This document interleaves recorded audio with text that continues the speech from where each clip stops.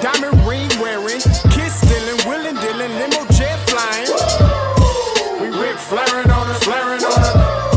We Rick flaring on her, flaring on her. Rolex wearing, diamond ring wearing, kiss stealing, willing dealing, limo jet flying. We Rick flaring on her, flaring on her. We Rick flaring on them, flaring on them. It's apparent these girls staring. I'm Rick flaring, gold across my chest. I'm fresh to death, I'm Paul Bearing, not at all scary. One eye open like Betty Wops and fine to these circles that's going in like a carry shot. Woo!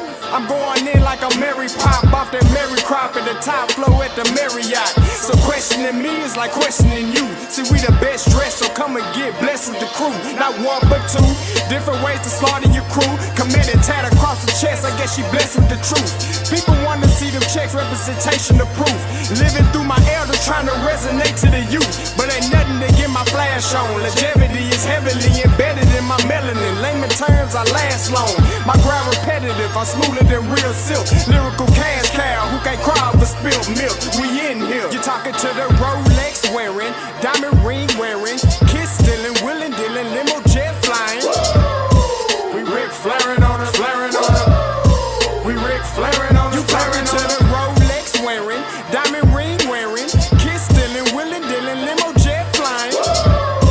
We Rick flaring on her, flaring on her. We Rick flaring on her, flaring on her. This ain't no normal situation, this preparation with greatness. Industry full of fakeness, it's really up for the taking. See, life is what happened to you, more so how you take it. Don't get stripped of your knowledge and mentally leave you naked. I like to live otherwise. I'm sorry that I'm fresh to death. I put the polo and apologize. See, black son, we ain't nothing like the mother guys. Quit to socialize, we organize, then we mobilize. Off the deep end like a scuba diver. And no confusion, just keep it pushing like Uber drivers. Woo! Business fresh just like a supervisor in a Gucci visor. Can't find a smoother rhymer. You're talking to the Rolex wearing, diamond ring wearing, kiss stealing, willing dealing, limo jet flying. We Rick flaring on her, flaring on her. We Rick flaring on her. You talking to the Rolex wearing, diamond ring wearing, kiss stealing, willing dealing, limo jet flying. We Rick flaring on her, flaring on her. We Rick flaring on her, flaring on her. Yeah, DQ baby. Shout out that boy Nigga for that fire track. Hey, Black Sun, sun up. What's up, Vinny Vegas? What in Vegas? Yeah. Shout out Pharaoh's Kids, D-Phase. Yeah. Bubba C. Yeah. Rick flaring on him. Rick flaring on him. Rick flaring on him. Rick flaring, son. Hey, yo, Scotty, you going crazy for this one. We see what you're doing, we salute you. Hey, let's get it started. It's Backpack Capital One. What's in your wallet? Got a call from my man A. Scott. I said I got it. Love that you highlighting all of these black colleges. Try to pay me for doing this. Look, bruh, if you don't get off my line with that foolishness, voice of the swag, pull up where you at, no cap. If the Brody is speaking the soft facts, my advice, tune in to every show. Captain Petty, but we know that the sergeants are with the smoke. Speculate, just tell me what is we doing. Get into it, okay, look, I'ma say this and keep it moving. My boy Scotty, man, he offered the least. Black grad, paying college, I'm glad that he called me. Walking, cause we all been taught that talk is cheap. Even primetime knows Scott for the HBCU streets.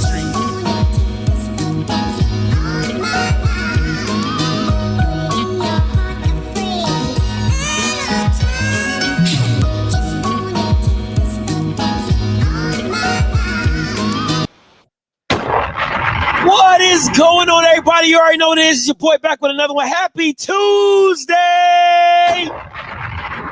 Hope all you Bammers out there are having a wonderful Tuesday. I surely am.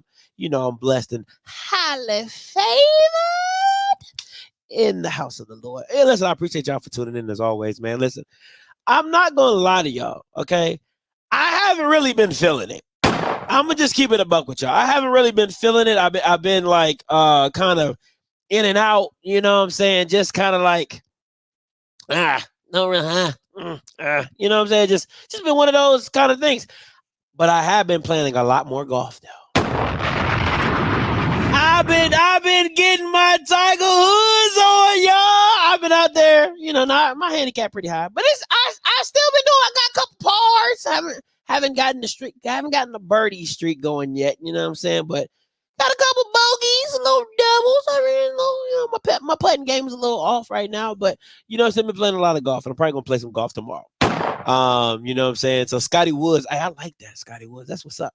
You know what I'm saying? So I've been playing a lot more golf, and it's just been so relaxing. You know what I'm saying? Now, I wish I had some people to play with more consistently, because every time I get to the golf course, I'll be at the golf course like 9:30, 10 o'clock, and ain't nothing but a rich white man that's retired. I'm talking about, I am a lefty. That makes sense, Phil Offscript. I am a lefty. So, you know what I'm saying? So, it be nothing but old white men. I'm talking about like old white men. Oh, probably doing the Jim Crow era old. Just old. But they be up there golfing on them senior tees, boy. They be up there golfing. So, you know, sometimes I get to play with them. Sometimes I play by myself. So it just is what it is. So if y'all don't see me come on as much, it's because I really just haven't really been feeling it. So that's just what's going on with me. But today, I got the energy. Today, I got the energy. So we're gonna talk about some stuff, man. We're gonna talk about some stuff. I hope all you Bamas are how much to turn one of them white only pies to nigga only pies. You know what I'm saying? Listen, it be. Now, if you want to know what golf course I play at, you can Google it. It's the Legends of Maslin, Ohio. Legends of Maslin. It's a really nice course. 3 9-hole courses. It's really, really, really, really nice. So that's where I play at. So if any of you Bamas are close to the area and you want to play, I don't be doing nothing during the day. So you're more than welcome to text me and be like, "Hey, Scott." You can text me at this number right here and say, "Hey, Scott, I'm gonna be at Legends of Maslin." I'll be like, "I'll be up there. Well, let's get a quick 9 in." You know what I'm saying? Get a little quick 9 in, and I be playing though. You know what I'm saying? I be playing though. So it is what it. So, oh man, you listen. Y'all know I'm.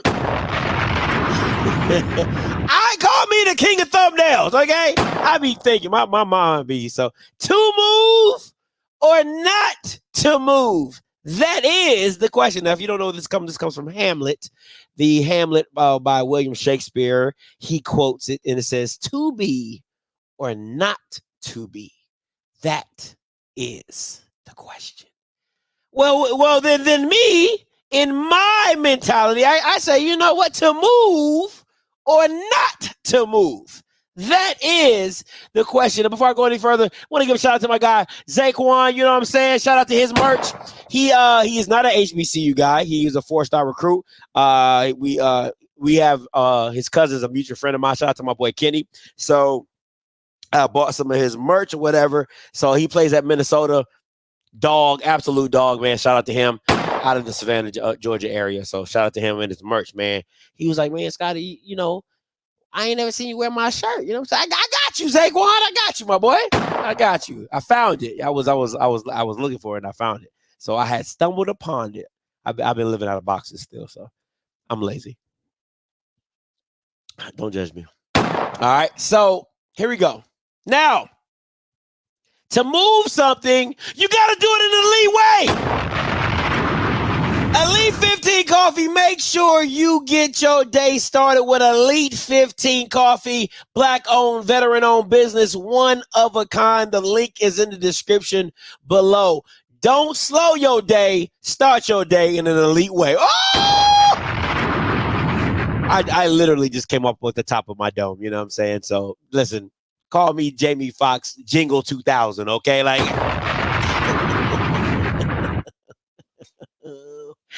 I'm staring at the I could be working at Jingle 2000 for real. If you know, you know. But you know, I could be, you know what I'm saying? I could be working at Jingle 2000.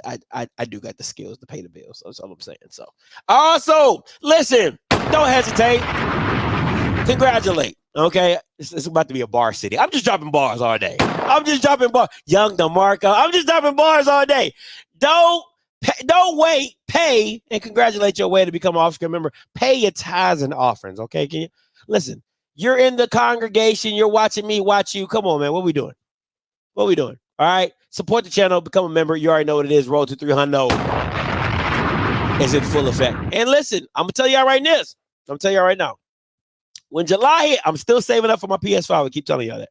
When July hit, be very mindful that an off-script might become a gaming channel. You know what I'm saying? That's all I'm saying. That's all I'm saying. That's all I'm saying. So just be very mindful. So if you see some NCAA games come up on the screen, it ain't Scotty out here talking. I'm doing my gaming. Okay, it's content. Everything's content over here. You know what I'm saying? So it is what it is. So just be. Can we do NCAA for me? We can get it popping. We can get it crack-a-lacking. Okay, we can get it crack-a-lacking. What school are you going to use in EA college football? It won't be no HBCUs.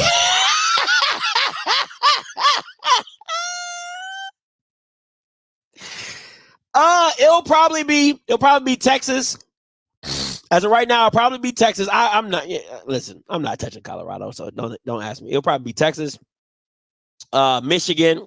I am. He said for money. You say.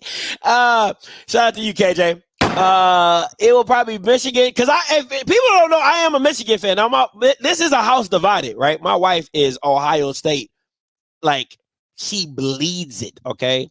She can't tell you not one player on there, but she bleeds crimson, or it's not crimson, it's red. Garnet, yes. Let me not get that wrong. She bleeds garnet, all right? So let's just be very clear. So this is a house divided, straight up. So I am go blue, okay? Go blue. So I'll probably be using Michigan, probably use Texas, and stuff like that. That'll probably be my two teams. Notre Dame and USC. I'll probably Maryland. Herb. Okay, Herb. Let me open these call lines up. Herb, I need you to call in real quick. Now, I don't need your long soliloquy, Herb, but who was I talking to? I was talking to Zoe. And he asked me who is Maryland's rivals, right? Now, I said, all I know is Duke, because in growing up, Duke and Maryland, like if you live in Maryland, you don't like Duke, okay? Now, it's not like Duke in North Carolina, you know what I'm saying, that bloodbath, right? But for basketball, I know it's Duke. Now, for football, I was like, maybe West Virginia, maybe Wake Forest. You are the only participant in the conference. But all participants are muted. But like a true rival, because I know we don't really play. You know, we're in the ACC. I mean, they're in the Big Ten. We're in the Big Ten. They're in the ACC. So we don't play like we used to. But you know what I'm saying? Like, who is our rivals for football? Because I don't really know. I just know. Okay, he's the Maryland rivals are Virginia, Duke, and Carolina. You know, but I've never felt Scarlet and Gray. My bad, babe, Scarlet. It would make sense that Virginia's our rival, but I've never felt any animosity towards Virginia. The only animosity that I really, Virginia Tech. Now, I do not. Yeah. I think Virginia Tech will make more sense because this is my personal opinion. But like, you know what I'm saying? Like, I've always just hated Duke. Like, North Carolina is like, okay, North Carolina. Virginia's like, no. Virginia Tech, I got a little, I love Michael Vick, so I don't really hate him I don't really hate too hard. But, you know what I'm saying? Like, that's just been like my little in between.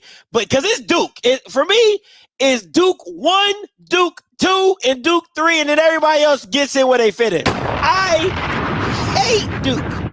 I hate Duke with a passion. I do. Can't stand them ninjas. Can't stand them. Boy, especially back in the old day where you had Steve Blake and Juan Dixon and that whole Maryland basketball era. Boy, you couldn't tell us nothing. We was on the top of the mountain.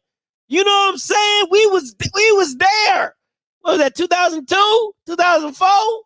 Oh, man, we was at the top, baby. Then Brenda Freeze came in for women's basketball, turned that Maryland program around. We was competitive, you know what I'm saying? So, woo, boy, you know what I'm saying? Like, we was there. We was there, man. We was there. So I missed those days. Shout out to the Terps. I agree with you on this one. I agree with you. I'm an Army guy, so I hate Navy anyway. But if you want to throw that in there, so yeah. But yeah. So make sure you join the OFFSCRIPT membership. But I wanted to. I know Herb he's a DMV native, so I just wanted to know. I wanted to hear his thoughts on our rivals from Maryland. So, but I'm not using Maryland for football. Hey, you got your cotton picking mine. You know what I'm saying? Those are good times. Those are good times.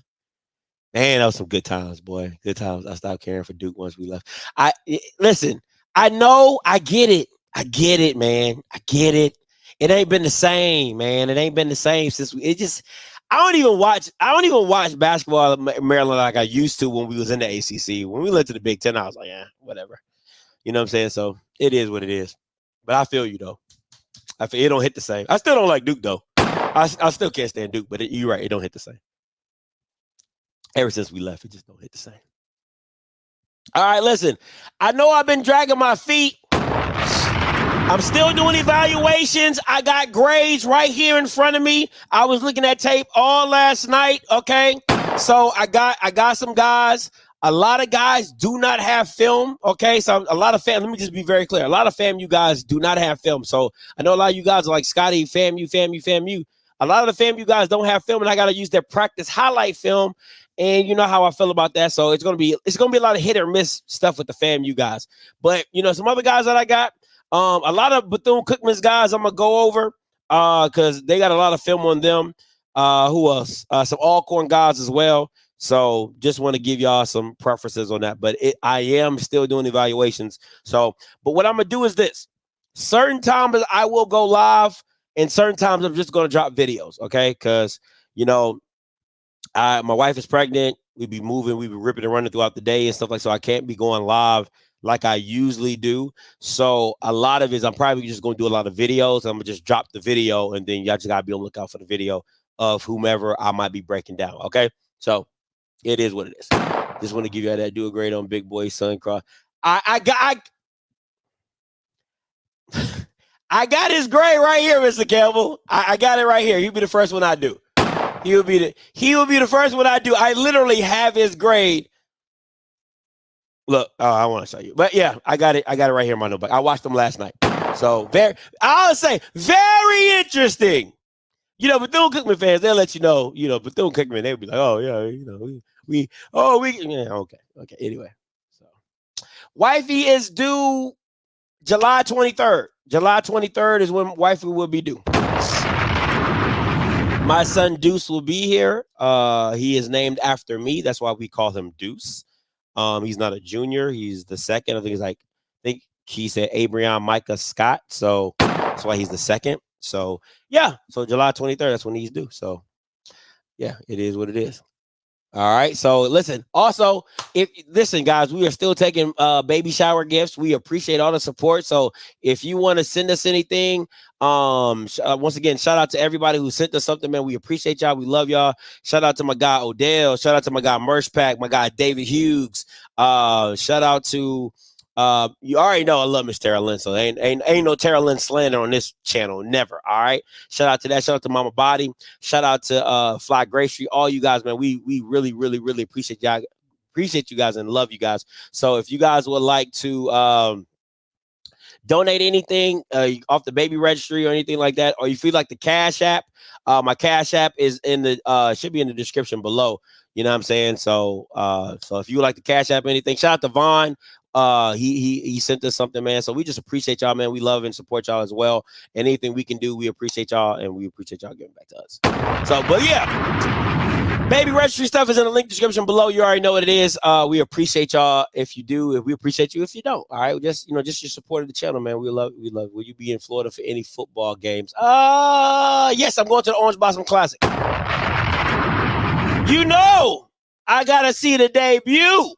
Oh, shout out to my boy DeQuincy and my guy BJ Jones as always, man. Thank you guys so much. right. Thank you guys. Thank you. Don't mess that baby credit. That's a cool nickname, not gonna lie. Thank you so much, man. We appreciate it. So yeah. So shout out to all you guys. I'm going to the OBC. You guys see my boy Andrew pop it off. You know what I'm saying? Pop off the season with, Andrew. Andrew buddy!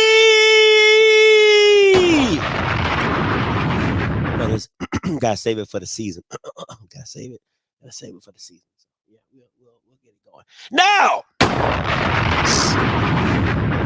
I know you Jackson State fans thought y'all was gonna get away today. Oh, Scotty not talking about us. Wrong.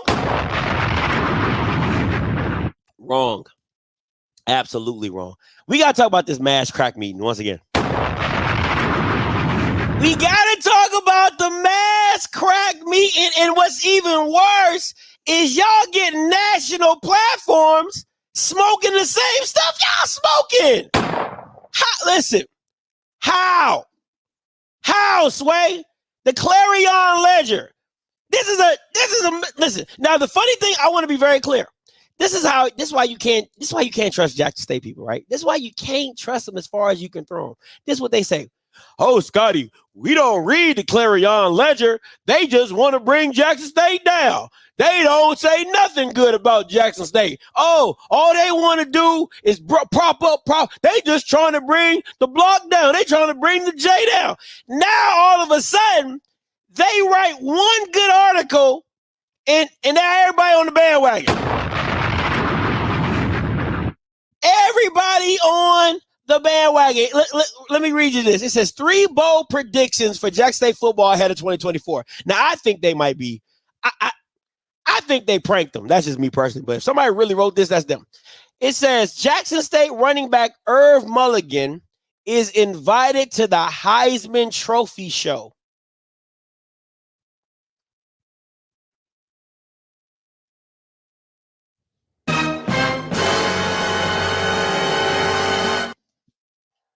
And what multi-universe are we talking about?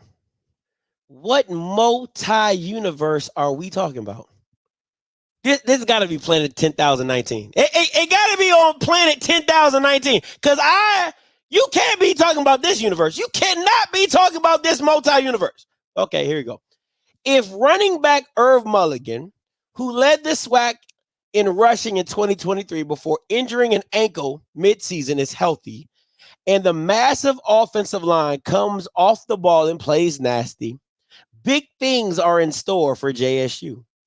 With an effective running game, look for quarterback Jacoby Morgan to have time to throw deep to keep opponents from stacking the box.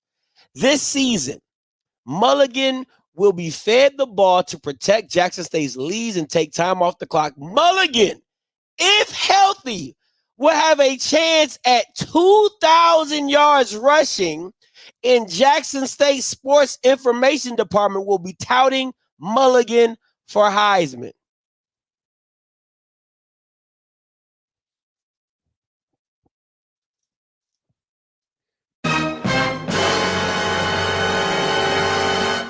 Now, what will make this even worse?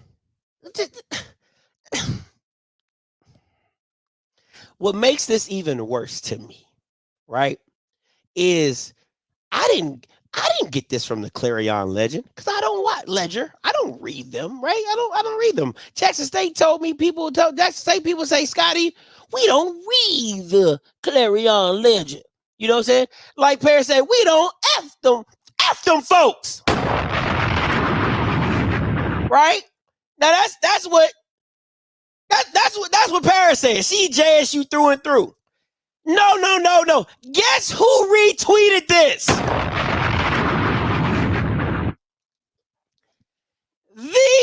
These Bamas retweeted this. Now these the same ninjas that be talking about, oh, Clarion, you guys need to stop the lies and assassinations on Jackson State. Oh, you need to stop with the plagiarism. Oh, you just want to see Jackson State fail. Oh, no. These are the ninjas that reposted it. Go look on Twitter. I don't gotta lie. Listen, I I got nothing to lie about.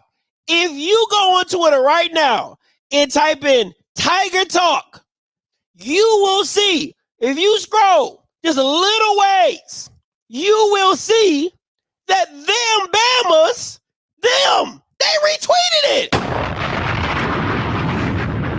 Now, all I'm going to say is this.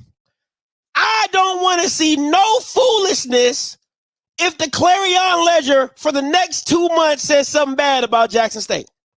I don't want to hear nothing from nobody because you can't stick to the code. You can't stick to the code. This is why I say, this is why we as black people, right? This is why we as black people can't stick together. Because when it's everybody against the white man, right? Oh, F the white man. Oh, F him. Oh, forget the white man. We don't need white men. We don't need them crackers, right? When it's all of that. And then as soon as they say, hey man, them shoes real nice. Oh, well, I appreciate you. You know, I did a little something, man. I appreciate that, Benji. That's nice of you, Benji, man. Yeah. You know, hey, you listen, these some new Kyries. These them new Kyries. Then you go run and tell everybody how much you love Benji. Now, Benji, the same person that called you the N-word a week ago.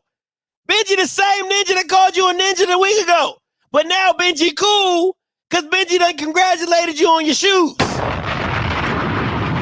And this is what I'm saying. Clarion Ledger writes one good story about you. Oh, you retweeting it. Oh, yeah, this great. Oh, look what the Clarion Ledger said. Oh, they said Herb Mulligan for Heisman. Look at that. And then they'll be right back next week talking about something. Oh, don't nobody fuck with the Clarion Ledger? Oh, don't nobody read that? All they trying to do is stop us from. Oh, they hate Jackson.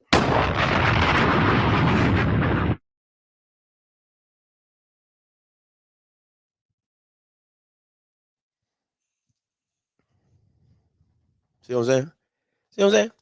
These are Jackson State folks.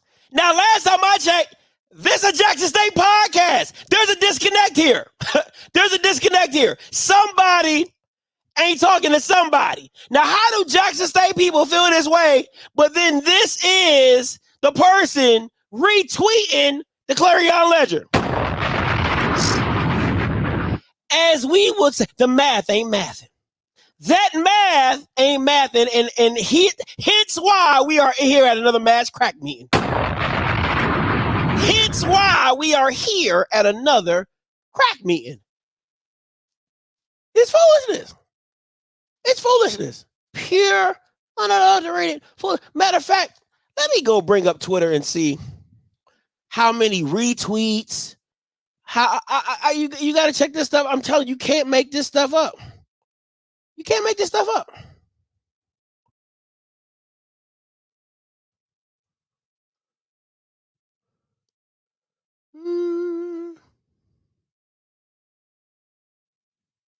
Let me see. I went on G's page and found it. Hold on, G, because G retweeted it. So let me see.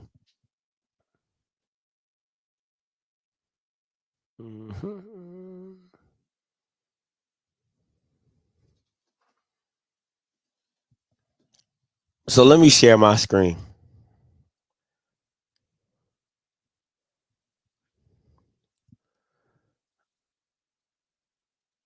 Let's see. 9,000 views, over 14.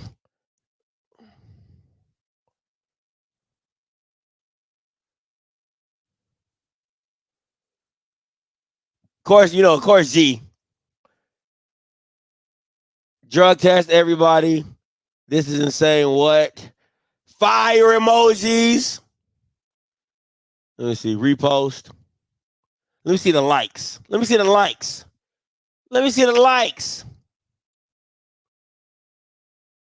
You know, if you got a tiger next to your name, you know you Jack State.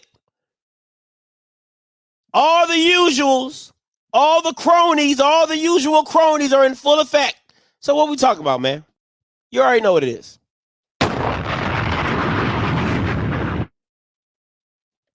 Just saying.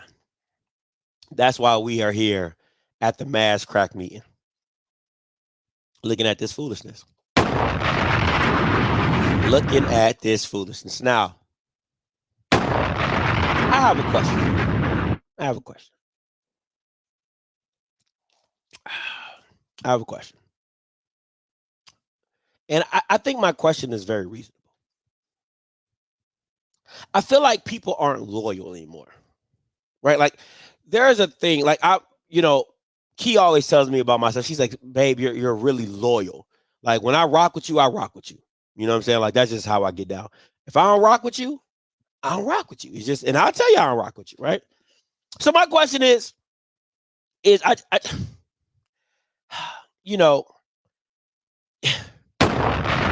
now, let me be very clear. I want to give you all the context in the world so you understand where I'm coming from when I say this. Now, this is towards Dr. Cavill, right? I want to be very clear. It says, breaking news. Black College Championship agrees to multi-year partnership with Urban Edge Network. Now, let me just listen. Let me just say this. I respect Dr. Charles, because Dr. Charles is a ninja that goes down with the ship. He's the captain in the Titanic, right? The water is coming in. Everybody is telling you to sip it. Your ship is sinking, and he with the band and the ship going down. So kudos to Dr. Charles, because the ship is going down. Everything around him is showing that Urban Edge is more and more validated. Every month is something, a new deal, a new partnership that just shows you how Urban Edge is more and more valued in the marketplace. And more, it just shows you how fucked up Dr. Charles really did his business, but that's neither here nor there.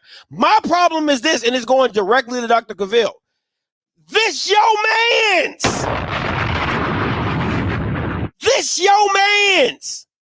This is your boy, who you've been knowing since from PV. Undergrad together. He got you on payroll as a consultant, and I don't even know if you're doing that good enough. You're on the council for the Black College World Series. Like, he's on the board. If he's not on the board, he's probably in another consulting role for the Black College World Series. Now, explain to me this. Let me give you some real. Let me give you some real stuff. Let me give you some real stuff.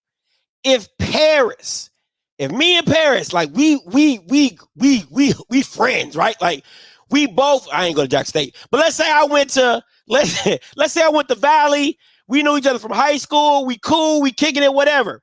She gets into an argument with somebody, right? And she like, yo, Scotty, I don't fuck with him. I'm like, all right, cool. We don't rock with them. All right, we cool, right? Now, come to find out, the person that you don't rock with, he come back around to me and say, hey, I got a business deal for you. What you think if whoop-de-whoop, yada, yada, if you want a partner? How would I look knowing Paris don't rock with that ninja? I'm going to say, yeah. Oh, yeah. Let's do that. Let's do that. Do y'all not see the predicament here? Do you not see the predicament here? Dr. Charles does not rock with Urban Edge Network. Urban Edge Network circles the block and comes back to the Black College World Series. Who Dr. Cavill is either on the board or is in a consulting role for them and has agreed to a partnership deal with the same ninjas that Dr. Charles is in a lawsuit with. Like, if this don't look like you are on an island by your damn self, I would be looking at Dr. Cavill crazy. Like, you're supposed to be my boy.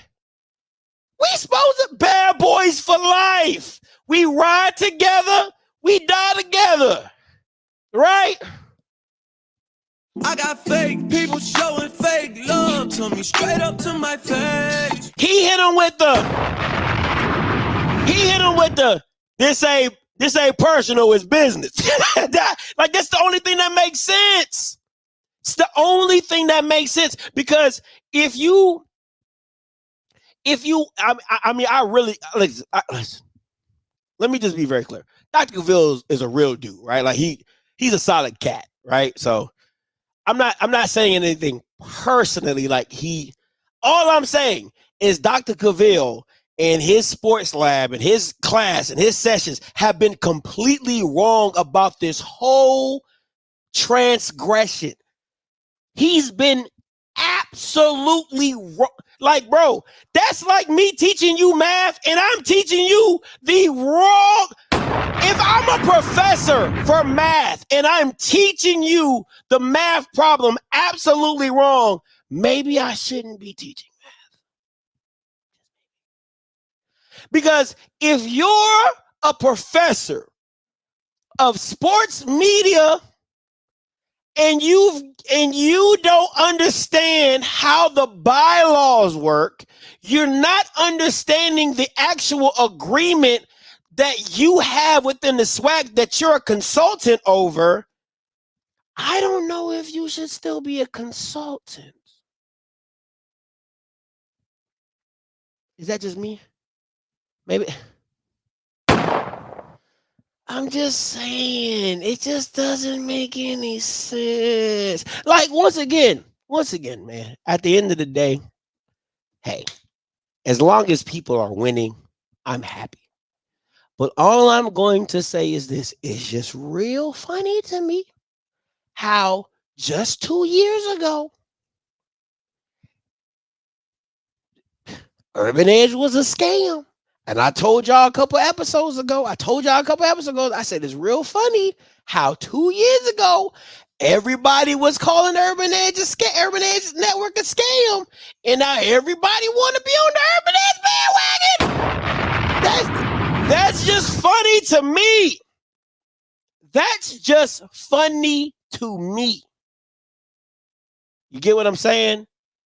That's just, I don't get it. I don't get it.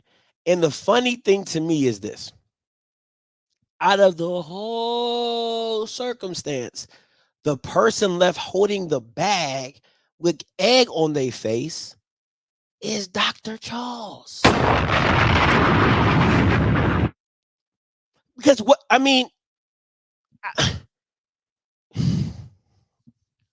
I'm sorry. I just don't get it. I just don't understand how we got here. And I've been preaching and yelling from the mountaintops for 2 years. And I've been called everything under the sun: stupid, don't know, newbie, he hating, don't know what he talking about, he don't know this. And it's funny as the dust is settling, because Bama's was kicking it up, stomping, yelling, but now as the dust is settling, a lot of people are now on the said bandwagon that people are asking for not to be a scam. I'm just they can't. How can they? Listen, man. Okay, this is I'm gonna say it's the last time, but I'm gonna help you. I'm gonna help you try to explain this. This is the best I can do, right? And I hope it hits, right? Dr. Charles, right? Because I can't call him what I want to call him, because my wife said that's enough. So I had my fun. So Dr. Charles is the example of Dr. Charles. Let me explain to you as best I can. It's a lot of black people here. Let's say Dr. Charles is Abraham Lincoln, right? And just like in the Emancipation Proclamation, he's telling the South, hey, let the slaves go. And the South is like, you can't tell us to do that. we succeeded. Like we're our own entity. How can you tell us what to do? That is essentially what Dr. Charles is doing in the conference. Each individual school is its own entity, it's its own state, it's its own like country, or however you want to, it's like its own diplomatic community or its own country. And you have somebody across the world telling you, hey, you can't do that. Hey, you, and you like, bro, like, who are you? You can't tell us what to do. That's essentially what all Dr. Charles is based off. Let me just be very clear.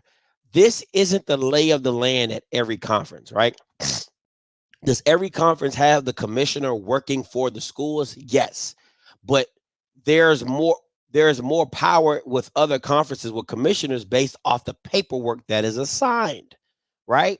So, but where we're at right now today, Dr. Charles can't tell any individual school what to do. He just cannot do that. He can't tell you that. Let me be very clear.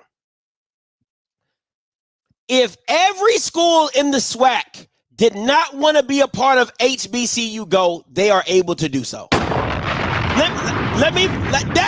That's how futile the commissioner's power truly is. I'm explaining it to you just like this. If every school in the SWAC says, you know what, I'm not a fan of HBCU Go. We're good. We're not broadcasting any games on HBCU Go. They have every right to do so. They have every right to do so. And the reason they have every right to do so is because the SWAC does not own the rights of every individual school. How it works is this. This is how the SWAC does it. And let me show you how the ACC did it. The SWAC does it like this. Dr. Charles makes everybody feel like he's the man, the light-skinned boss, right? The HNIC. He goes out and makes a deal. He comes back. And since the presidents and ADs are ignorant of the fact that they don't have a grant of rights agreements, they all agree to do what he says, right? So it's essentially like a cult where the leader comes back and says, hey, all you guys need to drink this blue Kool-Aid. Well, I don't know why we got to drink the blue Kool-Aid, but I'm going to do my part. I'm going to drink the blue Kool-Aid. Then everybody did, right? How the ACC in all the big Power 5 conferences work is this. The schools sign over their rights, their media rights to the conference. Or once you join the conference, you have to sign over your rights to the conference. So now the commissioner is sitting there with 11 contracts saying, hey, I got everybody grant of rights media deal who try and do business. I can do the deal for you. I can speak on behalf of all my institutions. That is the difference. And I hope y'all understand that. So at the end of the day, I got fake people showing fake love to me, straight up to my face. okay. That's how that works. So, just giving you guys a little 2 cents on that. As I always do, which I don't ever listen. And then come back and say, oh, Scotty, you were right. I'm going to tell y'all this. I've seen some stuff. Let me just say this. I've seen some stuff. And I'm telling you now, if you think that lawsuit is going to go well for the SWAC, you're out your cotton picking mind. I've seen some stuff. I'm going to just leave it like that. So I don't know. First of all, I know who the SWAC is represented by. It's a white man in Alabama. First of all, I just feel like the mere fact that you got a white lawyer for an all-black conference is disrespectful. Can I just say that? Am I allowed to say that? That you got a white lawyer for an all-black conference? Is that just me? Is that just okay, I'm sorry. That's just maybe I'm taking it too far. I'm sorry, I'm taking it too far. Let me just, okay. I'm done. I'm finished. I'm finito. All right. Let me just.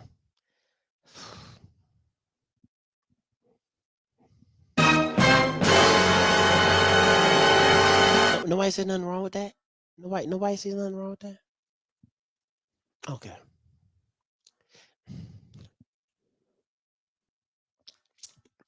Okay, I'm sorry.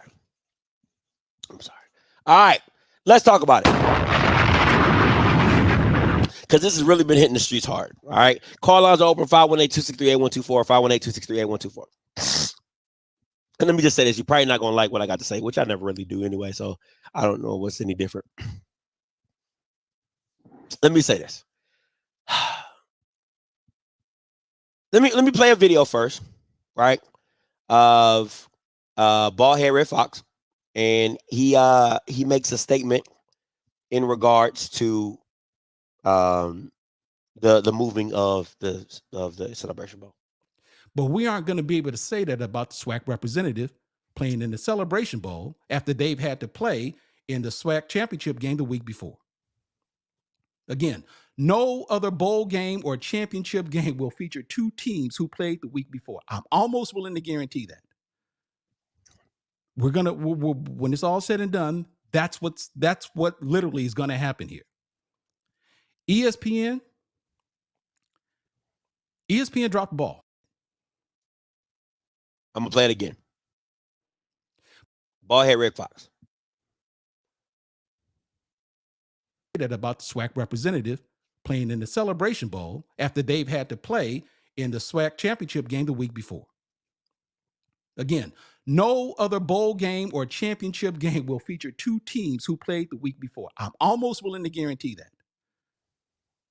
When it's all said and done, that's what literally is going to happen here.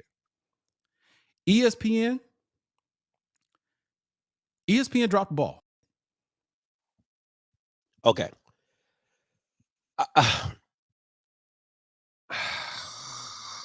Let me say this, right? I just had a conversation with my son about actions and consequences and rewards. This is the thing. I think Baldhead Rick Fox is being disingenuous in what he's saying, right? Because you have to understand, first of all, the Celebration Bowl has always been an appetizer. Let's just call it. Listen, if you pop anything off, that is called an appetizer. Okay, you were an appetizer. Okay, appetizer. Okay, let's just call a spade. And what was beneficial to the Celebration Bowl is they put you in a space in a slot that nobody wanted, and you thrived in it because it was your own space that you made it. You made it your own, right? You owned that time. You had great games. You had great energy. It was everything. My issue is this. How can you blame ESPN for something the SWAC did to itself? Listen, bro. Okay. Did anybody foresee the college playoff expanding into how it's expanded? No. Did you really think that ESPN was going to care that much about the Celebration Bowl to put them in the same sentence, in the same area code as the college football playoffs? Listen, the same ninjas that go to the Celebration Bowl would have been in the Celebration Bowl watching the college football playoffs. Okay, so let's not act like the Celebration Bowl is just, oh my God, no. Okay? It's not. So what you have to see it is this. If the SWAC is not willing to make its concessions for its side of the football, for its side of the division, then you have to deal with the consequences of your actions. You have to deal with the consequences of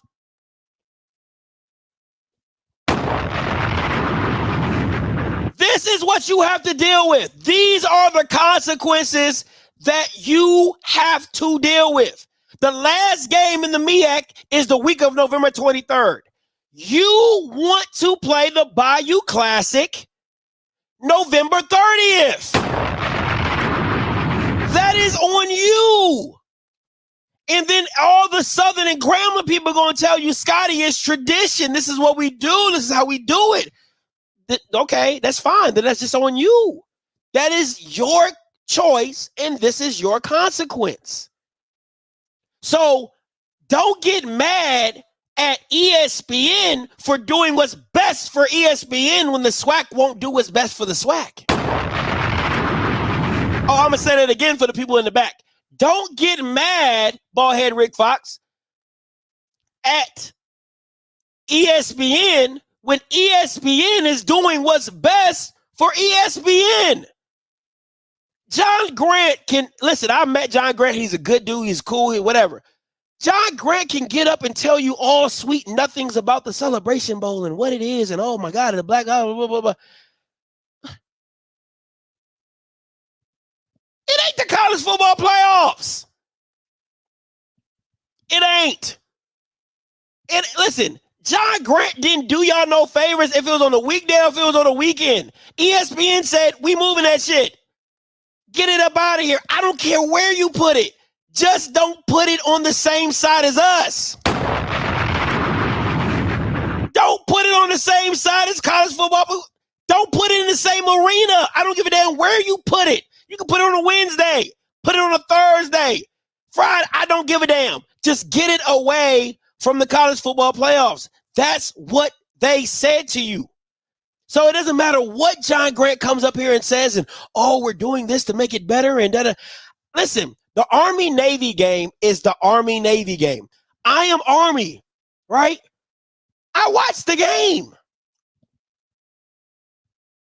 Any service member is going to tell you, any real service member is going to tell you they watched maybe the first 2 quarters of it, right? Because if you are a service member, you watch that game.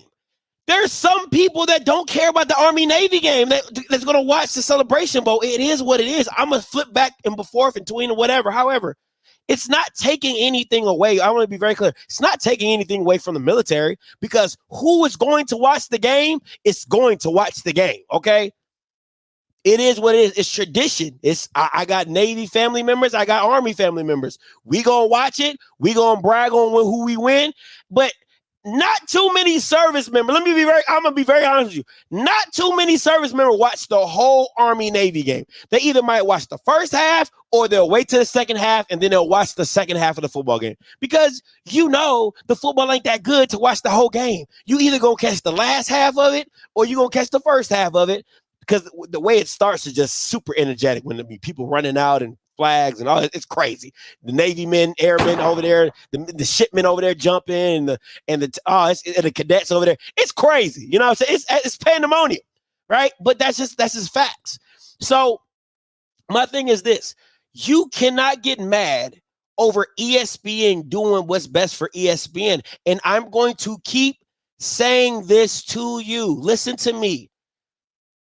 Until you care about your own shit and do your own shit, you can't complain about how somebody treats you, right? Because if you're never willing to take the risk to do it on your own, then you have to take the repercussions of not owning it. You don't own it. It's an ESPN event. You don't own it. That's why they're able to move it as willy-nilly as they want to. And if they decided to cancel it, they would if they wanted to. But you're an appetizer. You just start the bowl season off. You with the Camilla Bowl. What the is the Camilla Bowl? You with the Camilla Bowl. The Camilla? What is the Camilla Bowl? Who? When they make the Camilla Bowl? This is what John Grant has to say.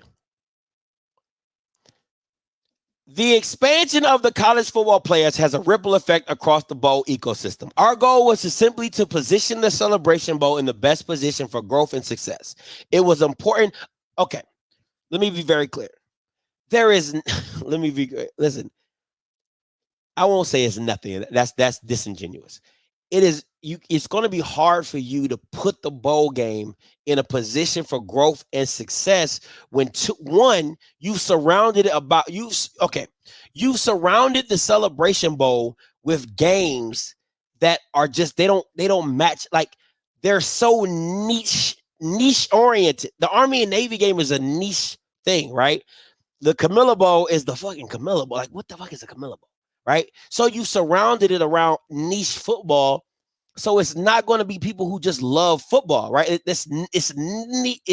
It's like oh, if most service members are going to watch that game. Now you might have some spillage or spillover from one to another, but if your game is at 12 and the Army Navy game is at 3, why would the Army Navy game people watch you? It's different. Let me tell you, it's different.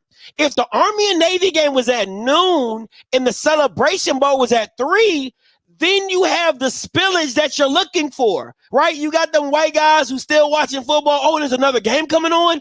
But anybody that is wanting to watch the Army Navy game, 9 times out of 10, I'm not going to say it's 100% because nothing's 100%. 9 times out of 10, they're not going to watch a noon game before the Army and Navy game.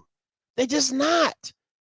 It's backwards. So to me, my opinion, he's being disingenuous. You put them in the best position for growth and success at noon. At noon, not at 6 o'clock. Right? Not at 6 o'clock, where it's the last prime time game of the night, of the evening. That's prime. Noon on a Saturday in December.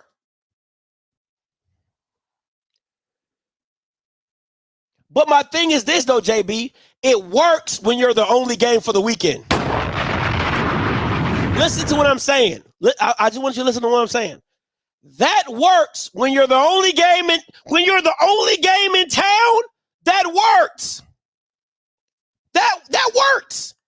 But when you have other things and slots and places, that no longer works. Because if somebody turned the TV on, they're like, oh, I just want to watch some football. That's cool. But when you got other games, bigger games coming on later at night, you want to be in the primetime hours of 6, you know what I'm saying, 7. You want to be in them late night games. Like that's where it is. That's just my personal opinion, right? But, hey, it's just my opinion. I ain't perfect.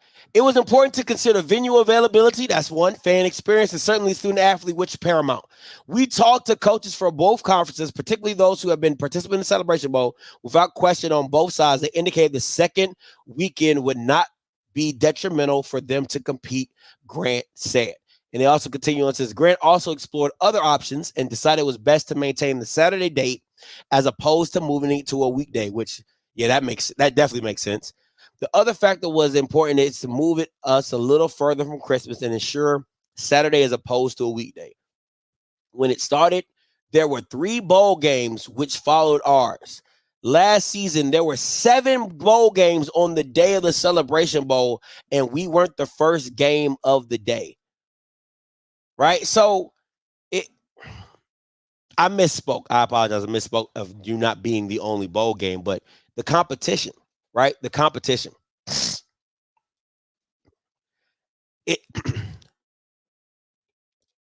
I don't think the game at noon, it doesn't make sense to me, right?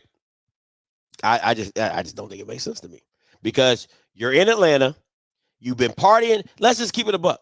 I'm gonna keep saying it. Like people go to the game and whatever and enjoy it and all that type of stuff. I get it, but I feel as though the game is good enough to be at 3 o'clock.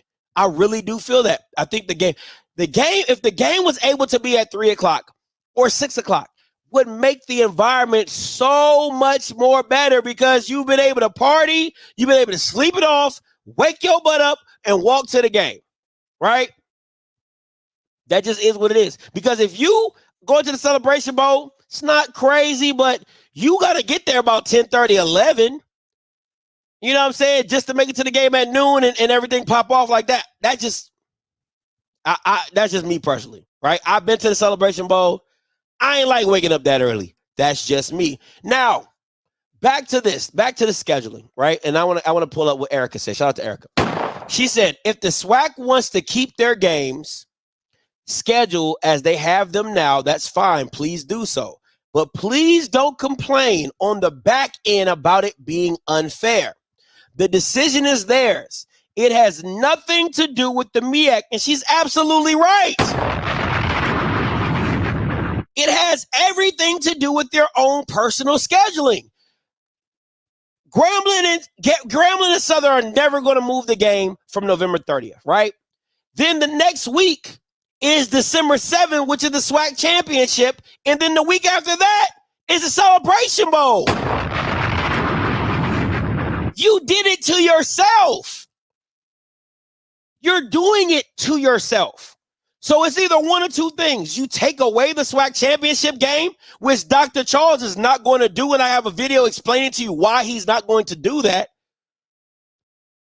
Or you move the Classic back a week, which you're not going to do that. So once again, if anything, listen, this is not the time. Listen, this right, for real. You cannot use the excuse of the MEAC had time to rest. It is, listen, you're shooting yourself in the foot, technically, right? Because let me say this. Let me say this. If you move, okay, if you move the Bayou Classic back to when the Florida Classic is, which is on the 23rd, in that week of the 23rd, and then you had the SWAC championship the next week, then you would have that week of rest where the December 7th, and then you would go into the bowl game, right? But now you have to think about it. Any team that's not playing on that week of the SWAC championship, of the Bayou Classic, that's technically a rest week, right? So, but if Grambling or Southern are going to the SWAC championship, they don't get that rest, but that's neither here nor there. So then you go into that next week, you play the SWAC championship, and then you're going right to the next week to play the Celebration Bowl. I mean, it just, and you got the Turkey Day Classic, okay? And you got Turkey Day Classic. And I know for a fact Tuskegee didn't want to get back into that because they wanted to go into the D2 playoffs, but that's neither here nor there. So, and let me play this video of Dr. Charles talking about the SWAC championship. That it takes to get to the Celebration Bowl. It's week in, it's week out, and our championship game is really, really, really significant. It is not something that is not important to our schools and our fan base. And to be very honest with you, and some of the things that we've seen, the championship for the SWAC is a more important feat than a win for the Celebration Bowl. Now, I'm not saying that is the case for the schools, but to be able to dun SWAC champions is a significant thing, and it is a huge revenue generator for the schools. I don't want to talk Jackson State business. I always say this. I don't ask for their books, but I can add, subtract, multiply, and divide. Jackson State made more money off of the championship game than they got in a payout for going to the Celebration Bowl. So now, if that is true, you can't lose a SWAC championship game. It just wouldn't make sense to. If you can, I'm not trying to go there. If Dr. Charles is telling you that you can make more money at the SWAC championship game than you did at the Celebration Bowl, and let me say this. I think FAMU would have probably made this. I don't know how much they made on the tickets or whatever, but if they didn't have rain, if FAMU did not have rain, I completely agree with this statement. I don't agree with a lot of Dr. Charles be saying, but I agree with this statement. If it was not raining, I think FAMU would have been right in the same bandwagon of making more money at the SWAC championship than they would have at the Celebration Bowl. That's just my 2 cents. That's just my personal opinion. So if you have your commissioner saying that about the SWAC championship, there's no way you're going to lose that. It's no way. If it's a whole nother extra game of extra revenue, you're not going to lose that. So at the end of the day, it's just a very tough predicament that it's in. Let me just say this to kind of wrap up all my thoughts. I disagree with Ballhead Rick Fox to say ESPN dropped the ball. ESPN did not drop the ball. ESPN did what was best for ESPN, and they're going to continue to do what's best for ESPN despite the Celebration Bowl or wherever you might feel. My issue is this.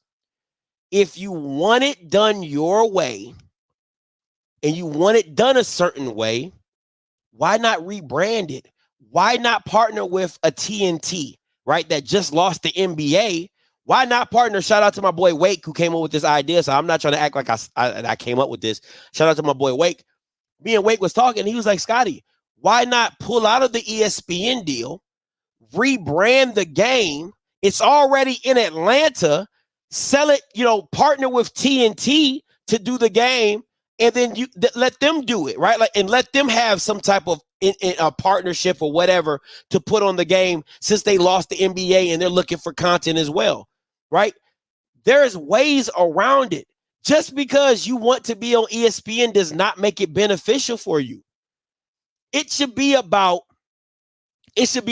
how much the schools are getting paid. And can you watch the game? If you can do those two things, it should not matter who is putting on the game. It shouldn't matter if it's an ESPN event. It should not matter.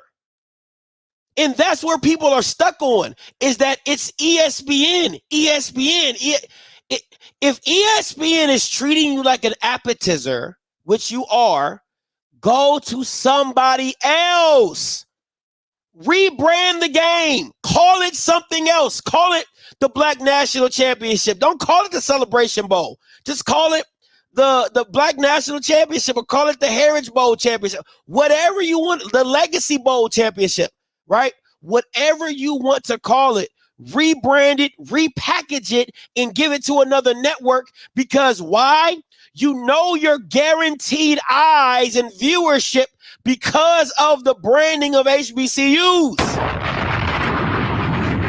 And if you don't like the date that they have set, you can set the date that you want if you go to a different network.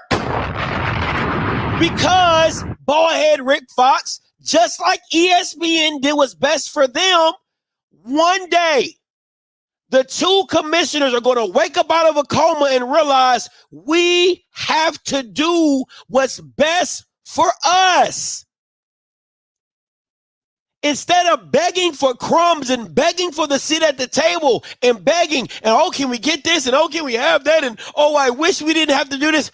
If you wanted to stay on December 18th, take your game that you love to talk about. This is our game. This is our game.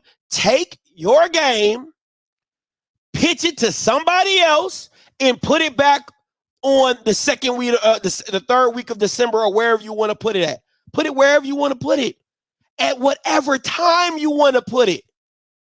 The only thing that you have to get around is now the availability of the stadium.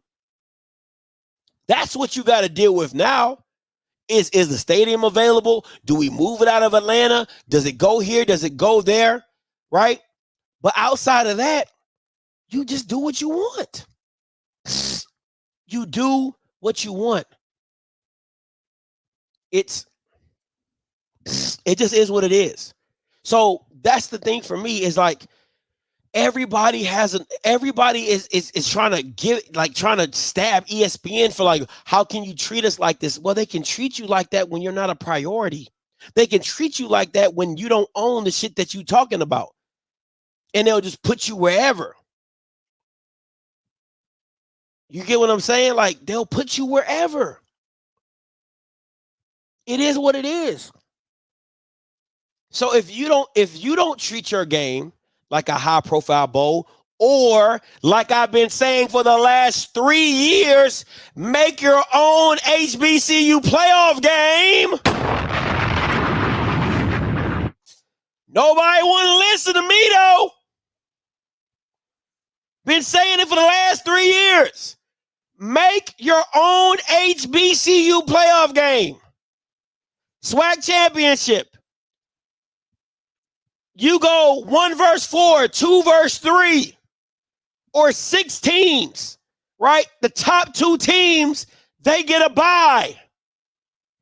The other 2, the 1 through 3 and 6 and 4 and 5, they play at the home team. Whoever's the higher seed, they play at their field. Boom, you got a doubleheader on the same day. Knock those games out. Then, boom, boom, 1 versus the lower seed, 2 versus the other seed. Boom. They play at their home field. And then Celebration Bowl, right? Or Legacy Bowl, whatever you want to call it. Build your own, man. I keep saying that, but what I know. JB, coming to you. Hey, Scotty, how you doing, sir? What's up, man? Not much, bro. I've been waiting for you to have this conversation, so I just want to add my 5 cents to it, if you don't mind. Go ahead. Okay, first of all, there's a couple of things to unpack here. Number one, I think I realized what John Graham was saying, especially ESPN. I said especially ESPN because, if I'm not mistaken, they're the ones that created the game and paid for the game in the first place. So if that's the case, if technically they're the ones that own it because they're the ones that made it, then they're going to put it towards beneficial for them. Because let's say, for example, if it does stay in that third week, during that third week, whether it's on ESPN or TNT, TBS, whatever you decide to put it, you're going against the NFL. You're going against the first round or so of the FBS playoffs. You're also going against women's basketball. I think that UConn and USC play that day. And with the popularity that women's basketball now has, there's going to be a lot of competition for views.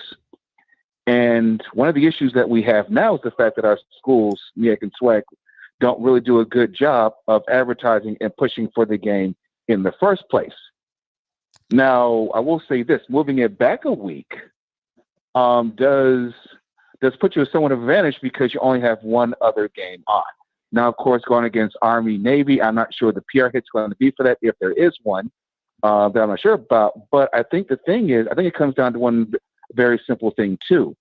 The biggest issue I think we have in Atlanta is that it's like our schools don't really push the game. Everyone's saying, okay, how come ESPN doesn't do more? Folks, they pay for the game. They pay for the $1 million payout per $1 million payout per conference. So they're doing their part. I think that we're asking them to do the job that our schools and our people should be doing themselves. Now, in terms of the sex, hold on.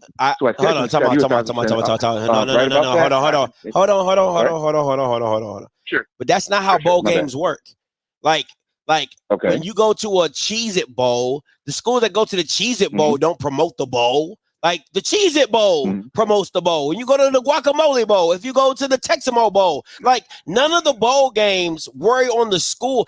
They get the schools to come to the bowl to bring the fans, but the promotion of the bowl is not done by the schools. Yeah, the schools might send out a letter or say, hey, we got invited to this or whatever, but the promotion is not done by the school. So I think that's being like that's putting a false narrative out there, like we need to do better at promoting our game. Like, no, like if cricket is the sponsor of the bowl and ESPN are the sponsorships of the bowl, they need to be promoting the bowl. Okay, the reason why I say that is because we push it as us having our own thing. We push it as like us having our bowl game, us having our championship. I guess all I'm saying is that if it is our thing, if we care for it as much as we should have, then maybe we, I guess we'll just push like a little bit further for that. And also, with the expansion of the playoffs, don't be surprised if some of those bowl games, the ones that you mentioned earlier, tend to cease to exist because there's nowhere else to put those games on television. So I wouldn't be surprised if those games actually are going to another grave soon. Now, in terms of the scheduling part that you mentioned earlier, Scott, you were 1,000% correct on that part. But see, I think the scheduling stuff was made because, and Scott, let's be honest about this, especially the SWAC, they didn't care about postseason when they made this stuff. They made this stuff because they said, hey, you know what? We're doing our own thing. We're on conference, live in isolation. It's a problem now. They're reacting to it now because there was another postseason opportunity out there. And because the scheduling hurts them because you play back weeks, whatever, you know, now it's an issue because folks need to remember this. The SWAC is the only conference in the FCS that ends the week after. They're the ones who chose. Let's say this again, people chose to add 2 weeks to the end of their season. That's creating this quote unquote unfair situation they claim to find themselves in. When they're the ones. Okay, you said this for a long time. They're the ones that did it. They're the ones that did it. And of course, folks saying chase location, Houston to New Orleans, whatever. If I'm not mistaken, those stadiums, they still have NFL games. And those stadiums, if anything, are first party for the playoffs. So they're not going to give up a potential CFB playoff for mid to lower level FCS quote unquote bowl game. It's not going to happen. And that's all I got. Yeah, no, I agree. I just don't know, how the time might work or however that might work. But, I don't know where, like I know some of these games, so most of these bowl games are pretty stationary, you know what I'm saying? So, I mean, listen, anything's possible. You know what I'm saying? Do I think it need to be moved from Atlanta? I say no. I like it in Atlanta. I think it works I think Atlanta has a great HBCU environment and market, so it fits the culture. I don't know if you move it to Houston, it's just as big. I don't agree with that. But hey, appreciate the call though, JB. Going Herb, then Fam UKJ. Coming to you, Herb. Hey, man. Sorry I couldn't call earlier, but yeah, we hate Duke. Thank you. We spell Duke with double O's as opposed to the way other people spell it. Can't stand them dudes. But yeah, man. Look, we've been talking. We've talked about this, for ages in terms of, what our conferences should be able to do in terms of approaching people that are willing to carry our content, as opposed to people that see our content as an afterthought. And that's what this is. I don't know how many times and how many ways ESPN can prove to everybody that our content to them is an afterthought. I was just on, I was just rapping with a cat last week, affiliated with the NSO network. I'm not going to say his name because, this stuff is off the record. Yeah. Those dudes are begging for content. They're begging for, HBCU sports and culture content. Like you said earlier, TNT just dropped the NBA. You think those guys wouldn't be in the market for HBCU football or basketball content? Facts. The NBA network with HBCU content, basketball content. It's crazy to me because you got so many entities in our ecosystem in terms of trying to get in on the ground level to get access to some of these spaces. And then we have the heads of some of our conferences. I'm not going to say all, because the smaller conferences, our D2s and NAIAs, are really forward thinking. I wouldn't be surprised to see those guys start making moves that the D1s don't. It's crazy to me. And the fact of the matter is, we're not just talking about sports either. We're talking about bands. We're talking about esports. We're talking about the culture surrounding all of that. All of that stuff is stuff that we should own, period. And it's a gold mine, and we're not doing anything with it. It's crazy to me, but go figure. No, the thing to me, Herb, is this. I 100% agree with you. And the thing I think what makes it even worse is, even when you're talking about the band stuff, like there's guys in the space, like let's say if a TNT wants to, hey, we want to take the ESPN Band of the Year thing as well. We want to bring that over here. Well, I mean, if you partner with guys already in the YouTube space, they can show you how to do it. You know what I'm saying? Like Exactly. it's not to where you're walking into it blindly, right? You're not, because we have, you have guys with over 1 million views, and that's just with a YouTube channel. If you had a network broadcasting behind it of them showing them how to do it, how we doing, or partner with a Smash Time or Showtime, or I do apologize for all the band heads. I don't be knowing the channels like that, but just partner with some of these guys. You know what I'm saying? Like it would benefit, and I completely agree with you on this one, Herb, as well. Like, why are we always asking for somebody to take us seriously, right? Why are we? have we not shown the value of what we are, even amongst, think about this, even amongst all the other bowl games, we have still been, if you take the New Year's Eve games out, the Celebration Bowl has been top 10 every year in attendance and in viewership. Agreed. Why and do, I mean, to me, I mean, look, what really bothers me about this whole thing is that, you know, there are just as many platforms out there that are looking to, you know, break that glass ceiling, so to speak, in terms of finding the next best thing that they can showcase. Like, a good example is Apple Television and the MLS. You know what I'm saying? I say Apple TV because prior to them getting that MLS contract, everybody was talking about Apple Television and sports. But they tapped into a market. Yeah. You know, and MLS's conference is growing. You know, folks that got that package are paying. You know, they're paying for that package because they started to bring people to the league, like Messi and all those folks. And, you know, I looked at the numbers, man. Those guys are racking in numbers, just having that exclusive access to that service. And there's nothing that says that HBCU sports and culture can't do the same. Heck, I mean, somebody could approach Tubi or something. Somebody could approach, you know, any one of these platforms that are looking for something exclusive that they can showcase. Yeah, I mean, think about it. You could sell Amazon just the Celebration Bowl. Like, literally, you could literally sell Amazon just the Celebration Bowl and split it and probably do five, like they would probably do it $5 million per conference. And at that point, it ain't even about if anybody watches it. Listen, I'll take the 5 years. I'll take the 3 years and $15 million, and you split, or 10, it'll be 30 million, 10, 20, yeah. Each one gets, so it'll be 10, 20, 30, 3 years, 30 million, and you split that, you good, you Gucci. Yeah. And the crazy thing is that, you know, for all the one-off standalone things that we do in HBCU athletics, whether it's classics, whether it's on the basketball side, whether we're doing stuff like the Chris Paul Classics and the mid-season classics that we do in conjunction with the All-Star Game and things of that nature.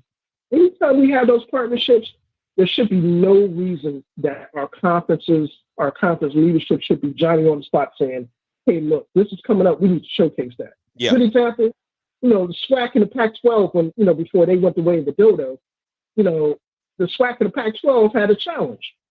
Nobody even heard about that in our circles unless you're a hoops head.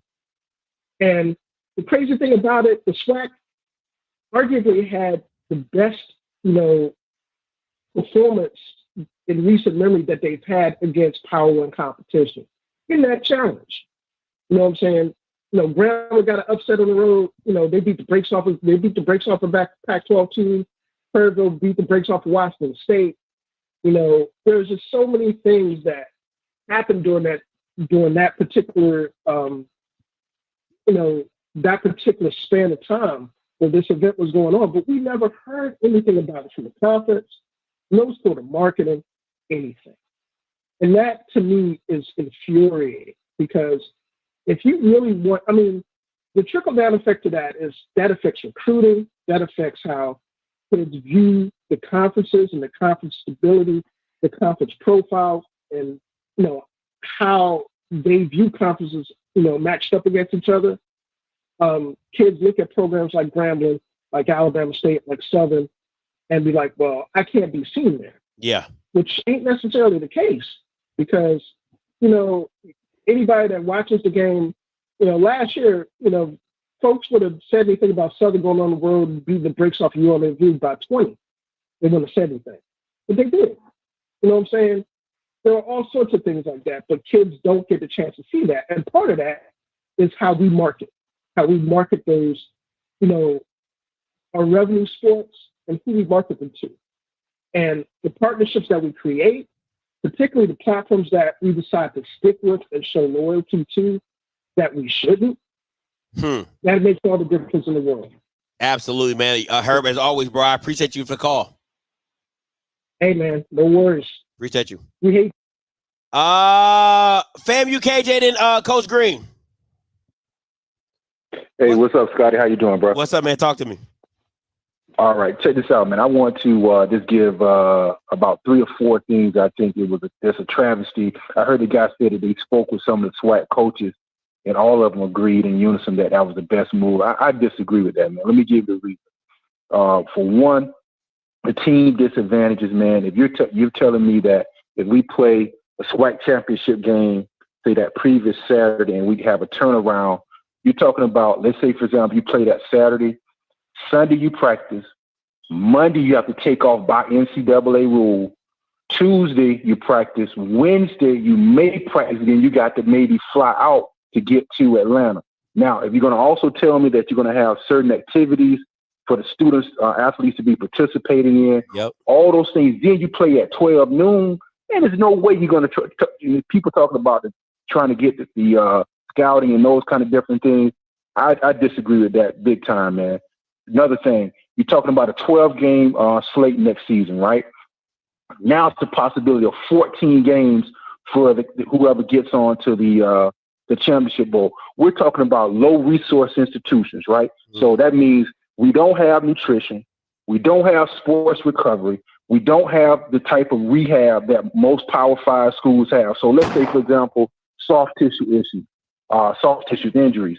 Let's say mid-grade sprains that may occur that may take 10, 12 days to get. You may have a lot of guys end up missing a game. And a perfect example for us at FAMU, had it not been for the week off, guys like Cardell Thomas, even Dunn had an injury that needed an extra week to try to be ready to go. So you had those guys that possibly may have not been able to. I'm pretty sure they would have tried to give it a go, but they may not have been able to play. Yeah. So you have that type of issue going on with HBCUs. And then thirdly, attendance. Let's say, for example, had Prairie View won the game against us. Man, so you mean to tell me that those people are within 1 week from Prairie View are going to turn around and head to Atlanta? Man, you may have had 5,000 people to the game. So you're looking at now whoever from the West, if they possibly may win that game, so a Prairie View, Texas Southern, Grambling, if they win, they got to turn around within that week and go. And you know, black folks, we are walk-up people. We do the day of, a week of, we go try to, a couple of days out, we go. So everybody go make reservations. You're 2 weeks out from Christmas.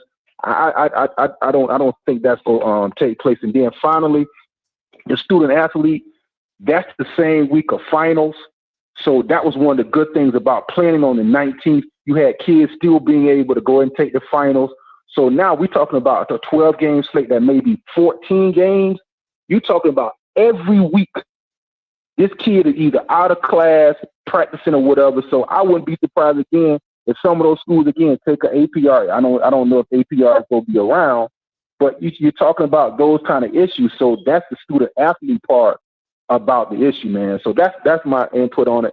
I'd love to hear what you have to say on it. No, man, listen, I don't know all the, I ain't know it was finals week, you know what I'm saying? I don't know. I think there's a lot of nuances to the discussion and of what it is. But see, the thing is okay, this is the funny thing to me, right? So the conference can put you in a media deal, but the conference can't make you move a game. You like if Dr. Charles went to because think about it, it really can all be avoided if the Bayou Classic gets in the Turkey Day Classics, they get moved back, or they get another game, or they replace those games, or however you want to deal with it. So that's a way around it, so that you can get some rest, that you can get the bye week that a lot of people need or want, and slide everything up, give you a bye week before the Celebration Bowl, which would be fair, right? Right. But you don't, I mean, listen, you say that around Southern and Grambling people, you thought you talk about their mama, you know what I'm saying? So it's like, that's not going to happen. So it's just one of those things where I just think the SWAC is doing a disservice to themselves, not intentionally, because ESPN did what was best for them. I don't think the SWAC is bold enough to do what's best for themselves in giving their teams the proper rest and preparation for a bowl game, instead of just having them playing through and making it work, right? So It's 100% agree, bro. yeah, it's gonna be a tough one, man. Listen, I'll tell you this: if they keep this for another 2 or 3 years, and the SWAC loses every year, it's gonna be one of those conversations that people are saying, the MEAC, they got a whole 2 weeks off, they got a whole 3 weeks off. It's like, hey man, that's just how the cookie crumbles. You know what I'm saying? But if you're not willing to make the changes, it won't happen. Hey, FAMU KJ, man, I appreciate the call, bro. All right, appreciate it, bro. Mm-hmm.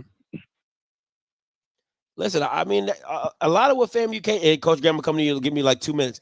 A lot of things of what FAMU KJ is talking about is very sensible, right? You have to think about the finals. You have to think about the low research institutions and how they recover from their injuries and how, all these things come into place where you're trying to, because football is a very, very physical sport, right? So you need that time, you need that rest, you need that relaxation, you need that decompression, right? You need the time to scout. I'm not saying, you need a whole month, but I mean, 2 weeks is a pretty reasonable time to scout a team, or a week and a half, or however you want to get down and make it happen. But we'll see how it goes. Coach Green, coming to you. Yo, what's up, man? What's up, Coach Green? Talk to me. I got to push back a little bit. People talk about, nutrition. One thing they got to stop doing, stop putting all schools in the same boat. Because some schools actually have the nutrition and the way they could take care of their bodies. So we got to stop doing that. Every school is not the same. Everybody is different. Okay, hold on. Okay, hold on. But go ahead. I know my thing is, you're right. Every school is not the same, but then the schools that are not able to do that, if they're put in that predicament, that's something that's concerning, is it not? I put it like this.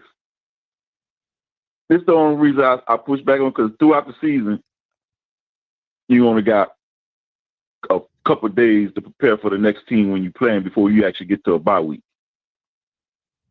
So it's really not that big of a deal. It all depends on what type of coaching staff you got. Because if you got a great coaching staff, you could get ready for whoever you want in that short amount of time. But Coach Green, that didn't answer the question that you posed. You said don't put everybody in the same boat, which I'm not. I'm just saying whichever school ends up not having the resources of the recovery and they end up in that circumstance, is that not concerning? Because my thing is this: do we make rules for the minor or do we make rules for the major? So if, let's say, the minor is that some people can do it, so do we just leave out the other ones that can't, or do you make a rule that benefits everybody in the pot instead of just benefiting a small group of schools? Yeah, I get what you're saying, man. It's all thing I can say on that, man. You're gonna have to make do what it do, and if you recruit it well, you're gonna have the depth to even get through this. But I think that's not fair to the student athlete. Like you just it's a lot that's not fair to the student that's going on in college sports. Period.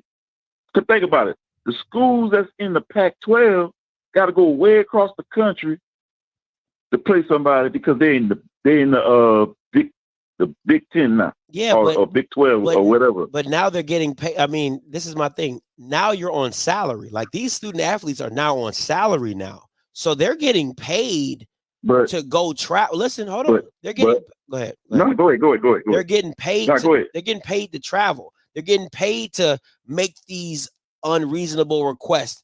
Good, bad, or indifferent, they are getting paid for putting their body on the line. HBCU students are not being paid to put their body on the line, nor are some institutions being able to give them the proper nutrition and recovery that they need. See, it's another thing you're missing on that part. You thinking about football when you talk about, they fine because they get paid. What about the lower sports that got to do that type of travel? Because as we speak, we got kids that's actually complaining about that. You ain't gonna hear about it because it ain't gonna make the news. But it got people out there complaining. It got schools with kids that used to be part of the Pac-12 that's complaining about the type of travel they're gonna have to make. So it's like it's never, stuff is never gonna be fair. Ain't nothing gonna be fair when it comes to this. Come to athletics, man. This is come down to that. This is my issue. This is my issue. What I have with how you do what you do, Coach Green. You pose a question in regards to a certain sport that we're talking about, and then when I answer your question in regards to the sport, then you diminish the answer by switching it to another sport. Like, we're not talking about basketball. We're not talking about baseball. I'm speaking specifically on football. And then when I focus on football, and then you're like, well, what about, that's not the discussion at hand. No, I get what you're saying, but I'm just stating the part about no matter how you put it, it's somewhere going to always be unfair. So think about it. Before they switched this date, people used to still say it was unfair that the MEAC had all these off days, right? Me personally, when Willie Simmons, I agree with Willie Simmons. I felt like there was plenty of time from the SWAC championship to the bowl game. I'm like, that's plenty of time to get it. I think they gave you like a week because you got the whole week. You got that whole week, and then the next week of practice, it's super light. Y'all not tackling. You know what I'm saying? It's like walk through all week. So that's literally 2 weeks of rest. So I was cool with, right? Because you got that week. First of all, you got the week after the Florida Classic, right? Because most teams like outside of Alabama State, Grambling, Southern, they're not playing that week. Then you got the SWAC championship, and then you had a week and a half because you got the game another week to recover. I was cool with that. I really was, because realistically, if the MEAC is sitting and waiting, they can't really scout anybody until they find out who won the SWAC championship anyway. And then you can dive a little deeper. Like, you might be looking into both teams, but then you really dive a little deeper afterwards. So I was cool with the 2 weeks. The straight through, I think that's tough, man. I'm not gonna hold you. I think that's tough, but that's just me. I look at it like this. It's just like being in the playoffs. That's the way I just start looking at it. It's just like being in the playoffs. SWAC championship and then Celebration Bowl. Because if you play the playoffs, you're going to have to play that same type of week. You have to play the following week after playing a tough game in the playoffs. That's fair. So that's the way I'm looking at it. No, that's fair. I mean, that's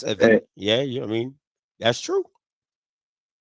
Because if you go to the playoffs, you got to go through it. So you might as well just get ready for it. Yeah. The teams that going to the SWAC championship, not going to the playoffs, they going to the Celebration Bowl. I think the unfair advantage is that means both teams are put in the same predicament. This is two different conferences not put in the same. You get what I'm saying? Like, it's fair when both sides are playing by the same rules. That's what makes it fair, right? So if MEAC and SWAC are playing with the same rules and the same restraints, then is it the SWAC's fault that MEAC can't keep their teams to have a MEAC championship? It's not, but it's fair. It's been a benefit for the MEAC that they don't have to play a MEAC championship game because they only got 6 teams, right? That's not the SWAC's fault, but just is what it is. But in the FCS, I also look at it like this: it's two things could be right though, and it could be right and wrong at the same time. Because I look at it like this: it might be an advantage for the team coming off the SWAC championship, because they still in game mode. The other team had all that off there, and they trying to mimic real live game, and it might not. They might be still kind of those. Listen, that's all opinions. So it can work either way. Yeah, you're right. That's all opinions. My whole point is this: when you bring up the playoffs, both teams are being put in the same scenario. So if two brackets are going to the championship and each bracket is 1 week apart, that means those teams have all gone through the same gauntlet to get to the championship. But that's not the case when it comes to MEAC and SWAC. One has been sitting on their ass for a month, and the other side has been playing games consistently throughout the season. That's not fair. That's all I'm saying. Like, when you're talking about the FCS playoffs, yes, you're right. It's week by week, but both teams, all the teams are going through that together. That's not the same scenario in the Celebration Bowl. That's my only pushback. And I got you, but now this is my other thing, and then I'm done. You brought up starting your own thing when it comes to playoffs. I just wanted to, start an HBCU playoffs. I got one thing I want to know. Is you talking about just the FCS teams, or you talking about Division II and FCS? Okay. Together. Let me say this. So, because I know we've had this conversation before, and you said, Scotty, NCAA would never allow it. Let me say this. I think where the NCAA is going, it's about to be Wild Wild West. Okay. It's really about to be, hey, if you can make it happen, make it happen. I really feel it's going that way. If it does go that way, I wouldn't mind taking the top two D2 teams. And I got something to say on that, right quick before you answer that question. Go ahead. I have a different opinion on that. Because, when everybody always blame the NCAA for a lot of stuff, it's really not the NCAA. The Power 5 conferences control a lot of that stuff because they're able to get their way, so it's mostly them. And one of the reasons is not going to get as crazy as you think. Because it's going to get crazy, but it's not going to get as crazy as you think because of basketball. That's the part that's like keeping NCAA together is basketball. But you can go ahead and answer that. Well, to my question. So I was just giving a two-way answer. So it was like, hey, if it gets Wild Wild West, hey, cool. Because think about it, the NFL, I mean not the NFL, the college football playoff is literally, they're just doing their own thing just for football. Like, I mean, the NCAA is allowing them to do whatever they want just for football because it's that big of a revenue generation for the institutions. So I wouldn't be opposed if, they allow something to happen just for football, for the FCS or whatever. Now, if that doesn't happen, to me, I think it should be open to any HBCU. That is including NCAT, that's including Hampton, that's including Tennessee State. I think they should all be able to be a part of the HBCU playoff game. So essentially if NCAT, they're probably gonna go 1-11 again, so don't worry about them. But let's say Tennessee State doesn't win the OVC, right? Well, and they're like last year. Last year's a perfect example. I think they were like 7-4, or they had a really good record. Well, they should be. I would throw them in the HBCU playoffs. You get what I'm saying? Like it would that to me is that's what it is, because you want to see that. You want to just have the best teams, and that's what I would take, just the best teams. I don't care if it's not Prairie View or whatever. So just okay. Because I'm about to say, because the only way I mess with the Division II teams if they give the same amount of scholarships as the FCS teams. If they have the same scholarship limit as the FCS team, it could work. So that means every HBCU move up to FCS for that to work, and then it'd be perfect. That's the only way I see it working, because I know some people be talking about put both D1 and D2 in, and I keep on coming back to this part. Not one, it's going to be hard for a Division II to beat a really good Division I FCS team, HBCU. So simple fact is depth. Because you see why Alabama State and Tuskegee really talk about they really want to get out the Turkey Day class because they're constantly getting whooped. Well, from what I heard from Tuskegee, well, first of all, any Tuskegee person is going to tell you they were beating Alabama State way longer than Alabama State's been beating them. They're going to tell you that straight up. And the reason, from what I heard from another Tuskegee person, was that they wanted to be in the playoffs. That's they wanted to be a part of the playoffs, so that's why they didn't want to go back to the Turkey Day Classic. Yeah, but from the people I know that's Tuskegee, they also tired of getting going to Turkey Day Classic and the game be lopsided. So, because some of the old heads always talk about the past, but